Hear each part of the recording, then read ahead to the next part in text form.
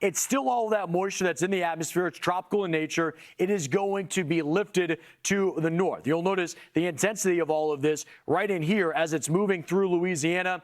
Enhanced satellite gives you a different vantage point of this, where you have the clearing that's happening for these areas on the backside of it, but plenty of moisture coming down I-49, Alexandria. You get out towards Lake Charles and Lafayette, still getting a good amount of rain. Now, I'm going to put out the spaghetti plot because I just want to show you that the overall consensus of this, even though we're not expecting a tropical system, is this going to get lifted to the north. And because of that, then you know all that tropical moisture is going to get lifted to the north. This region, I worked here in the beginning of my TV career. That is the Ark-La-Miss. That's the Mississippi Delta, and it is farmland. It's very rural, but there could be flooding, obviously, quickly in those spots like the I-20 corridor, and then it keeps lifting north.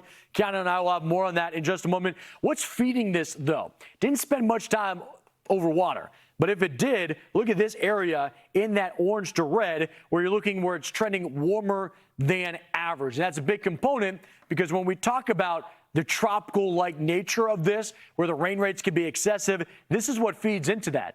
This is at the surface where we're talking about all of that heat, bringing that humidity, increasing that PWatt value. We'll talk more about PWatt throughout the show, but let's talk more about where this goes next.